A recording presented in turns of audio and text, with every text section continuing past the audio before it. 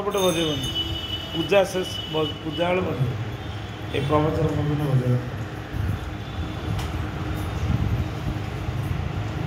परम प्रेममय चिर स्मरणीय वंदनीय मधुगुरु जगतगुरु ठाकुर श्री श्री अभिनव सुंदरंकर श्री चरण कला अनंत विवाह साष्टांग धन्य प्रणाम शांतिधाम अधिष्ठात्री माता पूर्णमासी राधाराणी समेत समस्त श्रेष्ठ विग्रह भगवत गोष्ठी परम पूज्य आचार्य देव शांतिधाम समस्त साधु सन्त महात्मा श्रीक्षेत्र धाम लीलाचल निवासाय नित्याय परमात्मने बलभद्रं सुभद्राभ्यां जगन्नाथ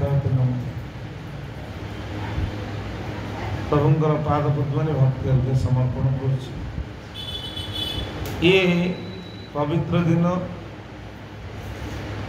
जगज्जननी माँ सावित्री देवींकर ये व्रत आ अमावास्या मध्य भारत भूमि रे सनातन धर्मर जो रीतिनीति पालन कराए प्रत्येक पर्वपर्वाणी रे स्वतंत्र पर्व प्रतिभक्तिर जो आदर स्नेह श्रद्धा ठाकुर भाषा पतिव्रता स्त्री माने हुआ ठाकुर पाद पद्म भक्ति करने पूर्व पति पाद पद्म भक्ति करने निजे जगतगुरु ठाकुर श्री श्री अभिराम परमहंस देव लिखिले कोइली शिक्षार स्त्री माने पतिव्रता स्त्री माने पुरुष ठारे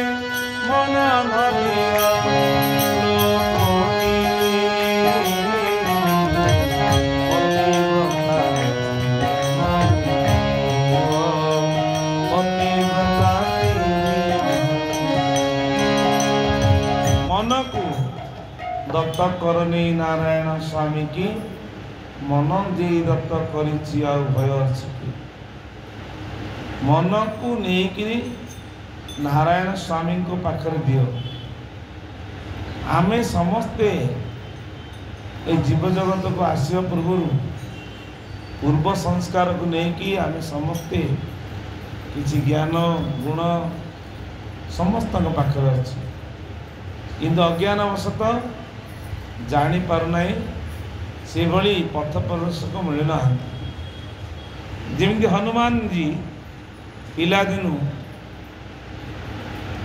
जन्म हवा परे परे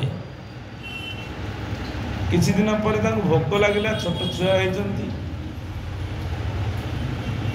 जिते जहाँ खाद्य खाइले मन संतोष है से सूर्य को देखिले ये कि फल समस्त जानी सी तो साक्षात रुद्रंकर अवतार 1100 रुद्र गोटे हुंका मारे सूर्य पाखे पहुँचले जिते प्रकार देवादेवी मान अटकले शुणिले सूर्य को गिली देले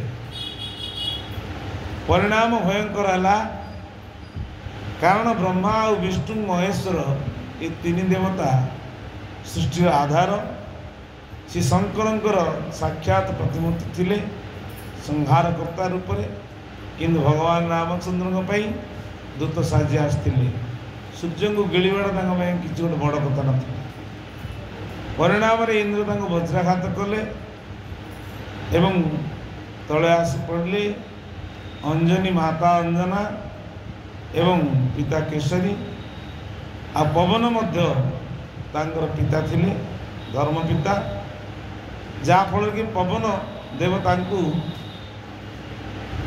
प्रतिशोध नापी हनुमान को मारिदे कहीं इंद्र सबुआड़ पवन बंद करदे जाफल कि सृष्टि अथय है समस्त देवादेवी मान आसिले हनुमान को शुभाशीर्वाद देले एवं जे जहाँ वर देवा कथा देदेले जाफल कि अक्षय अजय अमर होकर हनुमान जी रहिले किंतु पिला लोक समय बलवान ତାଙ୍କ ପାଖରେ ଯେଉଁ ପାୱାରଟା ଥିଲା ସେ ପାୱାରଟାକୁ କେଉଁଠି ଆବଶ୍ୟକ କେଉଁଠି ଅନାବଶ୍ୟକ ବାଳକ ମନରେ ଜାଣିପାରିଲେନି। ସବୁ ଜାଣିଲେ ମଧ୍ୟ ଲୀଳାଖେଳା କରୁଛନ୍ତି।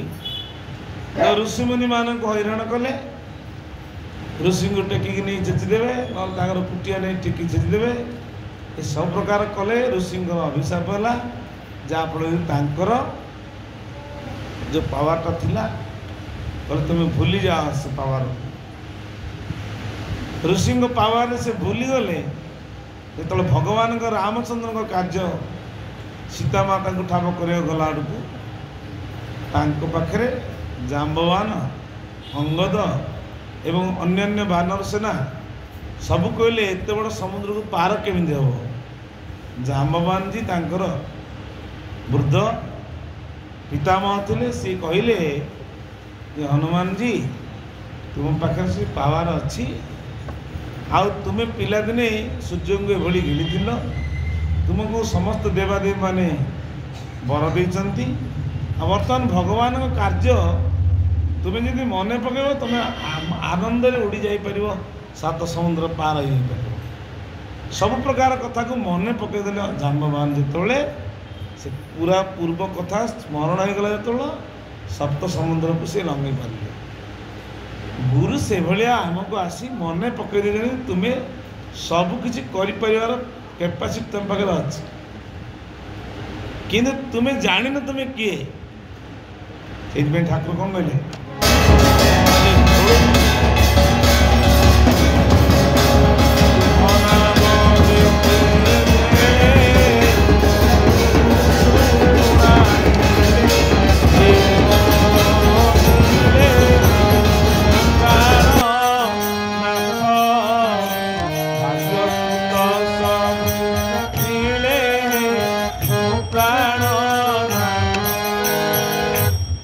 ଭାଗ୍ୟକୁ ମିଳିବ କେମିତି? ଭାଗ୍ୟକୁ ମିଳିବ, ଭାଗ୍ୟ କେଉଁଠୁ ଆସେ? ଭାଗ୍ୟ ଗୋଟେ ସ୍ୱତନ୍ତ୍ର ନାହିଁ। କର୍ମରୁ ଭାଗ୍ୟ ଉଦୟ ହୁଏ, ଭାଗ୍ୟରୁ କର୍ମ ନଥାଏ। ତୁମେ କର୍ମ ଯେମିତି କରିବ ଭାଗ୍ୟ ତଦନୁସାରେ ଫଳ ଦେବ। ତୁମେ ପରିଶ୍ରମ କରିନ, ଫଳ ପାଇବାର ନାହିଁ। ଯେସା କରନି ଏସା ବନି, ଯେମିତି କରିବ ସେମିତି ପାଇବ। ତ କର୍ମଣ୍ୟ ବା ଅଧିକାର ମା ଫଳେ ସେ କଦାଚନ, କର୍ମ କରିବାର ଅଧିକାର, ଫଳର ଅଧିକାର ନାହିଁ। କରିବାକୁ ପଡ଼ିବ।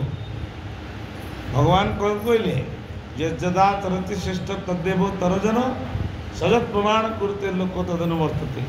ବଡ଼ମାନେ ଯାହା ଆଚରଣ କରିବେ ସାନମାନେ ସେଇଆକୁ ଅନୁକରଣ କରି ଯିବେ। ବାପା ଯଦି ସିଗାରେଟ୍ ଖାଉଛି, ପୁଅ ସିଗାରେଟ୍ ଖାଇବ ନିଶ୍ଚିତ। ଆଉ ବାପା କହିବ କାହିଁକି ତୁ ସିଗାରେଟ୍ ଖାଉଛୁ? ତମେ ଖାଇଲେ ତମଠୁ ମୁଁ ଶିଖିଲି, ଦୋଷଟା କ'ଣ ହେଲା? ବାପା ଯଦି ଭକ୍ତି କରିବ ଭଗବାନଙ୍କ ପାଖରେ, ପୁଅ ବି ଭକ୍ତି କରିବ।